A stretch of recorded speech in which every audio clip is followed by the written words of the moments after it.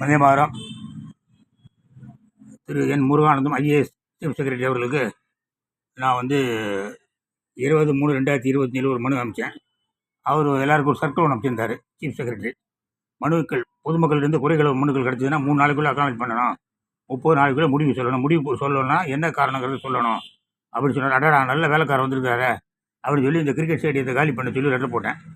ஏன்னா சுப்ரீம் கோர்ட்டே அது illegal stadium அது இடிங்க அப்படின்னு சொல்லி 2015 உத்தரவு போட்டுருக்கு மே மாதம்.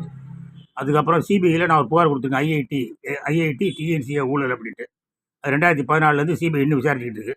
அதனால் 312 கிரவுண்டு சும்மா லீஸு கொடுத்துருக்காரு எடப்பாடி. அதனால் அதை காலி பண்ணிவிட்டு தூக்கி விட்டுட்டு கருணாநிதி ஸ்டாலின் நல்ல பேர் வாங்கி கொடுங்க அப்படிங்கிற ஒரு ஐடியாவில் அவருக்கு போட்டேன். அந்த cancel the lease and take position of the 312 கிரவுண்ட்ஸ்னு போட்டேன். அவர் அக்கனாலஜும் போல் நடவடிக்கை எடுக்கலை. அதனால் அவருக்கு கிண்டலாக ஒரு தபால் போட்டேன். ஒரு ரப்பர் ஸ்டாம்ப் செஞ்சு தலைமைச் செயலாளர் அவர்களே மோசடி டிஎன்சியை சேப்பக்கத்தை விட்டு விரட்ட 2 மனு அனுப்பினேன். தண்டை செலவு 350. ஜிபே நம்பர் 7356731776 ஜே மோகன்ராஜ் அப்படின்னு சொல்லி அனுப்பிச்சேன். பெட்டிஷன் மேலே பெட்டிஷன் அனுப்பிச்சிக்கிட்டு அவர் கட்டுவே மாட்டேங்கிறாரு. ஆர்ப்பாட்டம் பண்ணணுன்னா காவல்துறையில் அனுமதி கொடுக்க மாட்டேங்கிறாங்க.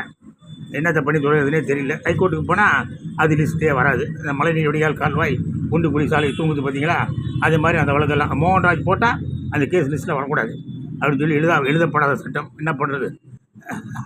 இந்த மழை இப்போ சீசனில் கண்டபடி மழை பெஞ்சிக்கிட்டு இருக்குது. அதனால் கொசு ஜாஸ்தியானதான் ஜனங்களுக்கு சோரணை வரட்டும். அது வரைக்கும் நன்றி, வணக்கம், ஜெயலலிதா.